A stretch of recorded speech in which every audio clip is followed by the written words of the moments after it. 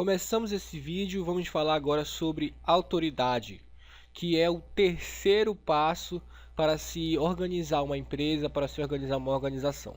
Autoridade é o poder que alguém tem sobre outras pessoas, como você pode ver na imagem, uma pessoa comandando outras pessoas. Essa pessoa tem autoridade sobre as outras, e a autoridade é muito importante, porque a autoridade é a responsável por definir responsabilidades. Você pode delegar autoridade, mas você não pode delegar responsabilidade. Então, vamos tentar entender agora o que é a autoridade. Veja bem, uma empresa, ela tem uma hierarquia: presidente, diretores, gerentes, supervisores de linhas e equipes autogeridas. O presidente está no topo da organização, então quer dizer, o presidente e os diretores, eles são os executivos. Eles estão no topo, estão em cima, e são eles que são a máxima autoridade, sendo que os diretores estão abaixo dos presidentes e os gerentes abaixo dos diretores, e assim consecutivamente. Existem os supervisores de primeira linha, que são aqueles que ficam justamente na base, organizando o trabalho braçal, o trabalho operacional, e as equipes autogeridas, que são equipes que, embora não tenham uma autoridade vinda de alguém, elas mesmas têm autoridade sobre si próprias. É como se você tivesse um trabalho onde você não tivesse chefe, vocês mesmos decidem o que fazer com relação ao trabalho de vocês. Isso é uma equipe autogerida. Então você pode ver que existe alta administração, presidente e diretores, existem os gerentes intermediários, que são os gerentes, e os supervisores das equipes autogeridas, que estão na base da pirâmide. Essa maneira que vai fazer você definir a autoridade na organização. E é dessa maneira que uma organização é colocada, é estruturada e organizada. Muito bem. Só que existe algo chamado amplitude de controle dentro de uma organização. E essa amplitude de controle, ela define qual é o alcance dessa autoridade. Então, por exemplo, existe a amplitude maior.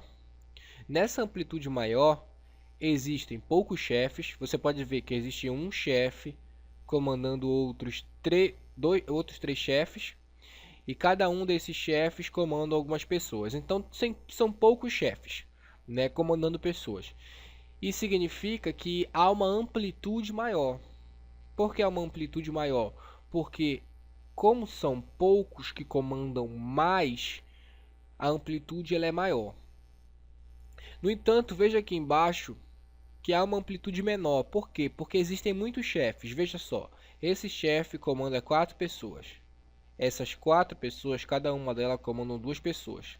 Essas duas pessoas, cada uma delas comanda outras 2. Sendo que ainda tem pessoas que comandam mais 2 e outras que comandam 3. Então quer dizer, são muitos chefes. Então essa amplitude é menor.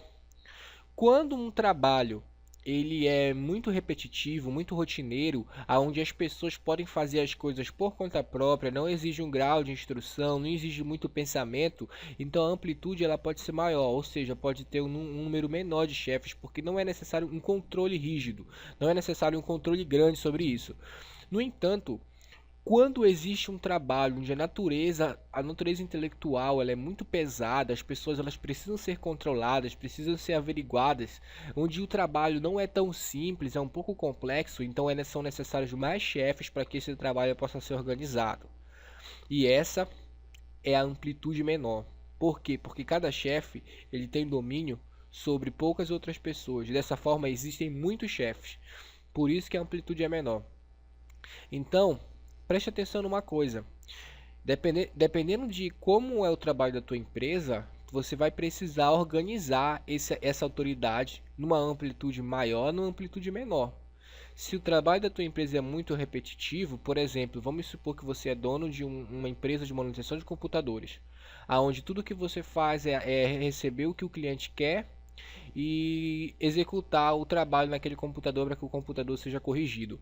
Então é um trabalho repetitivo. Os técnicos de informática vão fazer a mesma coisa, os técnicos em manutenção de computador vão fazer a mesma coisa, que é consertar o computador. Portanto, é um trabalho que exige, não exige um grau intelectual muito grande. Dessa forma, não é necessário muitos chefes. Agora, imagina um supervisor de vendas. aonde cada trabalho, cada vendedor, ele trabalha com certo número de pessoas, cada vendedor trabalha com empresas diferentes, então o que eles fazem não é rotineiro. Eles estão lidando com coisas diferentes o tempo todo, exige uma intelectualidade maior. Desse modo, não tem como ter essa estrutura aqui.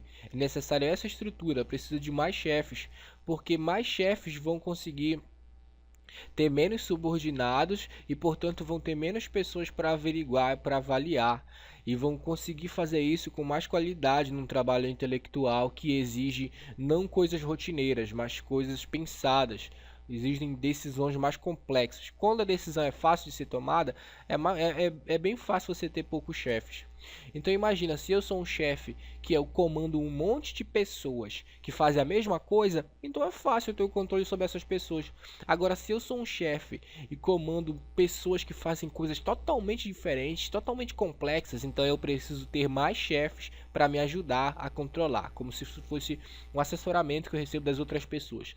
Portanto, você vai ter que ver como é que se comporta a tua empresa, que tipo de organização ela é, o que ela faz, porque independente de como ela for, você vai introduzir um tipo de amplitude de controle na sua autoridade, né?